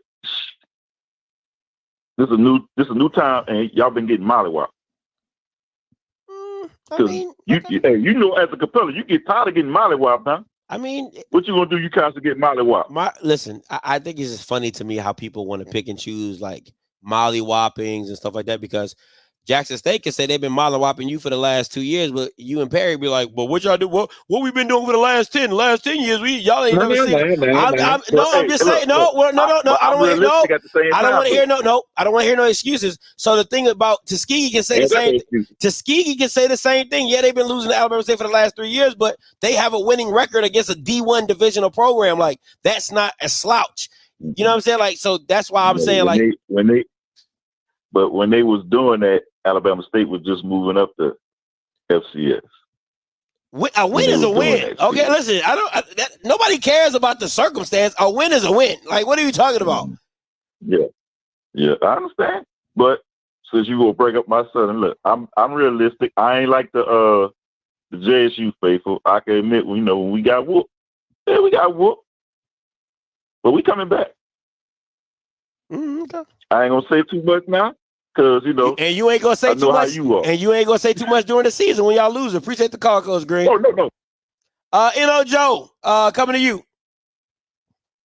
What's up, N.O.? What's going on, Scotty? What's up? Man, I almost got dizzy as much as Mr. Green was goddamn spinning. He didn't want to answer the question. He didn't want to say it wasn't gonna be fair. He didn't want to say that. He was doing. I thought y'all were gonna start talking about racquetball. So he's trying to avoid that question. But I got this from Mr. Green. Since it ain't gonna be fair, the only thing that can solve all this is that Thanksgiving game, right? That game and the Turkey Day Classic. If they get rid of them 2 games, then they can be all right. So that means they're automatic out of it. They can't go to the championship because they don't want to move that game. You know why, Mr. Green? Because it ain't fair. I'm gone. Appreciate the call, N.O. Joe. I just think it's funny to me. I'm gonna keep saying this. I just think it's funny to me how the commissioner can put Bamas in contracts, but can't make Bamas move their game. That's all I'm saying. Hey, Yard Talk coming to you.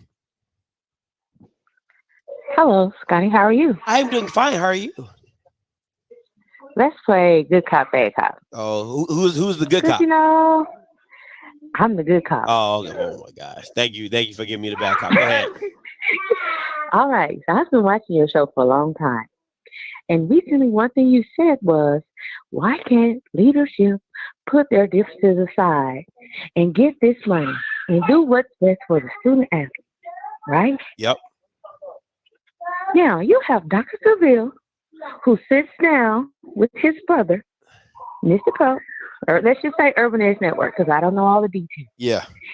And yet, you come on the network and tell the people that he is not loyal, but he acted in what was in the best interest of the student athletes. Would you like to respond to that? Oh, I mean, that makes sense. It makes sense. I mean, I don't know where you're supposed to leave the bad cop at when that makes perfect sense. We finally got us a win, right? Can we just? Because I will be honest, that is his boy, and as I sit and I look through these things and I read and I read and I read the same things again, I don't truly think that they're bad people. I just think that they were given bad information. But there is one person that I do believe that you don't give enough smoke to, that I think is a person behind the scenes. Now, Derek you Weber. said you were going to do a show on him, but you did. Derek Weber. Because you got to you got to remember, who is the SWAC's agent? Derek Weber. Okay, so all these deals and all these things, they're coming through him. It's a possibility that Dr. McClellan is just going by what he's told because he does not know. Now, as you continue to go through this process, as more and more things come out, like you said, more and more people are, engaging with this company or doing this and doing that. Now, I think we have gone beyond the point of I didn't know. But I will say initially, I feel like he trusted, just like Dr. Cavill trusted him, Dr. McClellan trusted Derek. And you could tell me what your thoughts are. I think that's who I think is the villain. Listen, I mean, okay. I think I have never done this on my platform ever, but I'm gonna come to the defense of Dr. Charles. But I'm gonna come to the defense. I think Dr. Charles is trying to do what every other white man does, but he's just not doing it well, right? And what white people do is when they get in a power position, they put their boys on. That's just how white people do. White people are really good at that, right? They get a contract. They know a friend who can do this and do that, so they put their boys on. Well, this is the part where white people do. This is the part where I think white people do a little bit better than us. Instead of the white person trying to fake the funk like they know what they do, they'll go hire somebody to make sure that it's done right. So they keep getting the business, right? Like they'll lose money on the side and say, hey, you gonna pay me 10? Okay, I'm gonna take my 5. I'm gonna find somebody who know how to do it for 5, and we split this 10, right? With Dr. Charles and Derek Weber is he tries to put his boy on, but your boy is ass. Like your boy is not good. He's crooked. So now. Right now, you stuck in a situation where you're in a contract with him for like 2027, something foolish like that, right? And now you just linked up with a guy who's crooked. That's just how it is. That's what it is. Yeah. And the reason why I feel like, I mean, at the end of the day, whatever happens stops with him. Okay. But I feel like the fact that McClellan went back and joined the lawsuit that Deborah Weber, remember the first lawsuit that the SWAC filed against Urban Edge got kicked out by the judge. Mm-hmm. But then Derek Weber went back, Dr. McClellan went back and joined the lawsuit that Derek Weber had, the countersuit. So I'm like, why would Dr. McClellan put himself on the hook for Derek Weber's mess? How do you convince somebody to join a lawsuit with you that Dr. McClellan, whatever Derek Weber had going on with Urban Edge, ain't got nothing to do with Dr. McClellan? That's two separate things. That's why I'm like, they're in bed together. Good. They're in bed together, right? Like it's one of those situations where it's like if you get with somebody that's crooked, right? And you know they're doing crooked deals, you're liable just because you know. So now it's in your best benefit to protect me just as much as it's in my best benefit to protect you because we both know dirt about each other. And that's really what it comes down to is Dr. Charles is going to protect Derek Weber because he can't make him look like he's an idiot for hiring him. And Derek Weber want to keep screwing over HBCUs. So that's why he keep doing what he doing. I mean, like, I don't get it. I really do. I really don't understand it. I really don't get it. But hey, that's just how business goes. Well, I'm gonna leave y'all with two things. The first one is Derek Weber been around for a long time. He used to be with Urban Sports and Entertainment. Y'all should Google Urban Sports and Entertainment, and then type in MEAC, and then you can type in court case or lawsuit, see what comes up. Second thing, and this is for SWAC administration. I'm wondering, since we know, well, allegedly, many of y'all have not seen the ESPN contract until recently. Let me just say recently. I'm wondering, have they even seen the contract between Derek Weber and the SWAC? And have you ever signed a grant of rights? Because if you have not, then you have this man who you've never seen the contract, you've never seen the contract that he has with the SWAC out here selling stuff with your school that you have no idea what's in it. That's all I want to say. Appreciate the call. Say it again. Appreciate the call, Yard Talk. Let me say this. okay. Like what you got to understand, man. Like a lot of y'all, a lot of people in this space. What I realize is it's a lot of monkey see, monkey do, right? It's a lot of I'ma just follow, right? And the thing is like if you go look up this stuff, you will see that Derek Weber has been in lawsuits previously. That Derek Weber is like the broke Donald Trump. Can I just say that? I like Derek Weber is Donald Trump, but not in Forbes, not a fake billionaire, or that's what he is. The way he moves, declaring bankruptcy, starting a new company, doing this, doing like that. Derek Weber is Donald Trump in the HBCU space. Realistically, that ain't no shade. That like it's about as real as it can get. Derek Weber is the Donald Trump in the HBCU space. And he gets the leeway that he gets because he gets the pat on the back from Dr. Charles. Dr. Charles is bringing him around.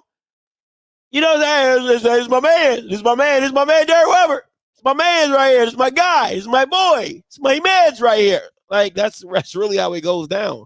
So it's a lot of situations to where you're like, why? How? How did we get here? Right? How did we get to this point? How did we get this far? All these type of things. And it's just crazy. It's just crazy to me. It's just absolutely crazy to me. But nobody cares, right? When people overlook this stuff, when people overlook this stuff, nobody cares. When I bring up topics and I'll bring up the court case and I'll show you this and nobody cares then. It's Scotty, can you prove it? Scotty, can you show me? Scotty, where the receipts at? Then I pull the stuff up and then, oh no, it can't be that bad. I'm like, no, didn't you just ask me? Didn't you just ask me for the receipts? I just brought it up. This is what it is. Here you go. Let me see. We got a little time. I got a little bit of time. Let me see if I can look this up for y'all real quick.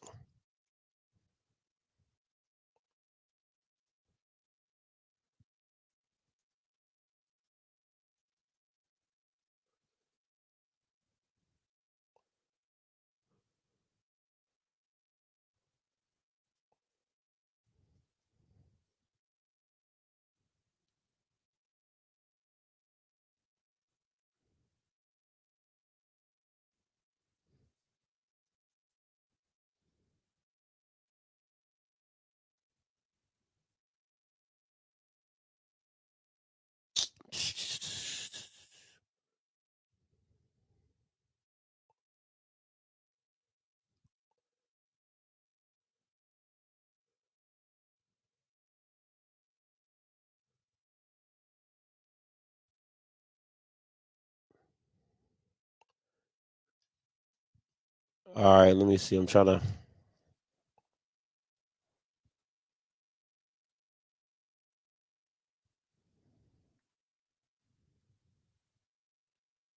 Here we go.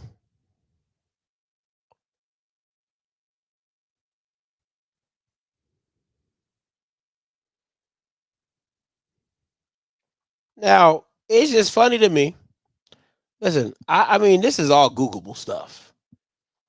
You know what I'm saying? It's all Googleable. I mean, you can Google this stuff. I mean, it's really easy.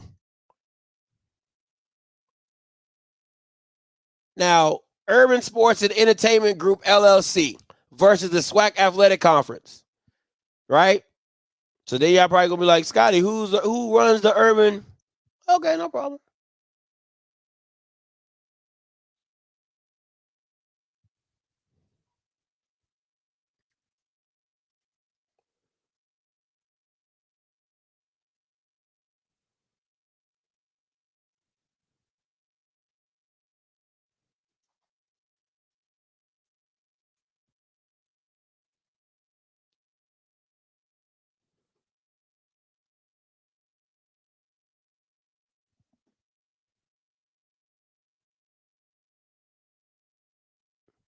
Guess who worked for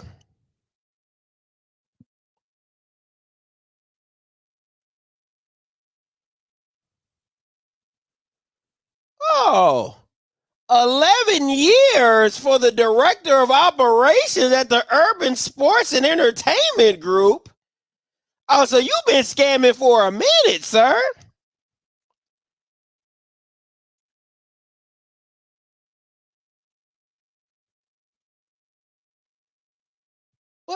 What is it?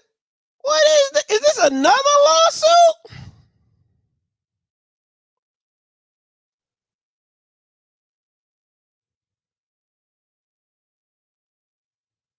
Oh, it's just the business of it. You know, dissolved, right? So, I mean, listen, bro. All I'm gonna say.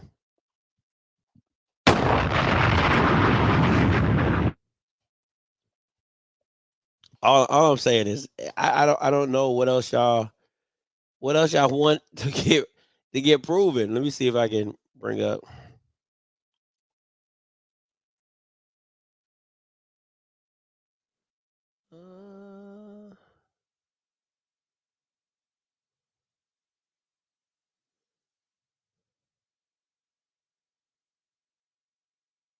All right. Let me see.